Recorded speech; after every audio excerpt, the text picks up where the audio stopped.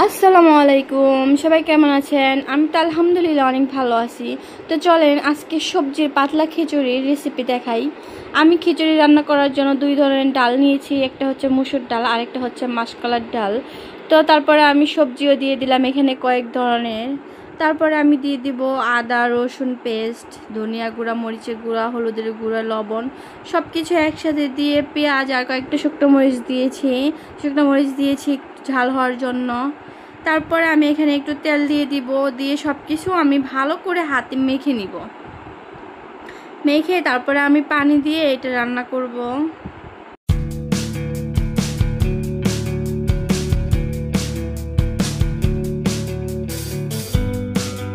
এই তো এখন পানি দিয়ে দিব, দিয়ে আমি এটা অনেক সময় রান্না করব।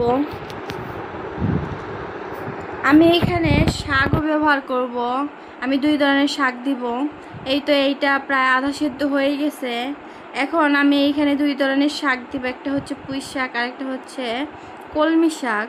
তো আমি এই যে শাক ধুয়ে কেটে রেখেছিলাম এগুলো দিয়ে দিব, দিয়ে আমি এটা ভালো করে নেড়ে একসাথে মিশিয়ে আরও কিছুক্ষণ রান্না করব।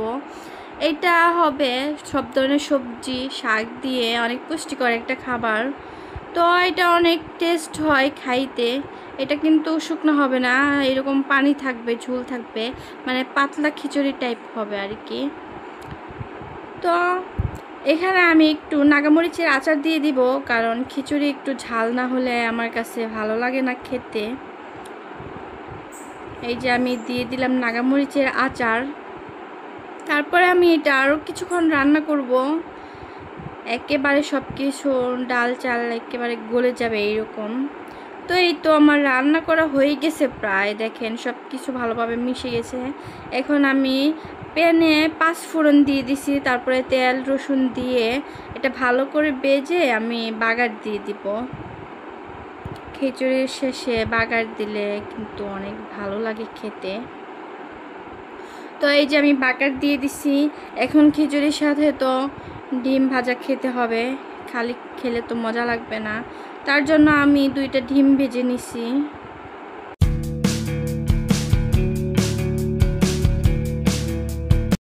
এরকম সবজি দিয়ে পাতলা খিচুড়ি রান্না করে কে কে খাইছেন বলবেন, সাথে ডিম ভাজা দিয়ে।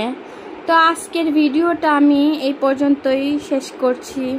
সবাই অনেক অনেক বেশি ভালো থাকবেন, আমার জন্য অনেক অনেক বেশি দোয়া করবেন। আল্লাহ হাফেজ।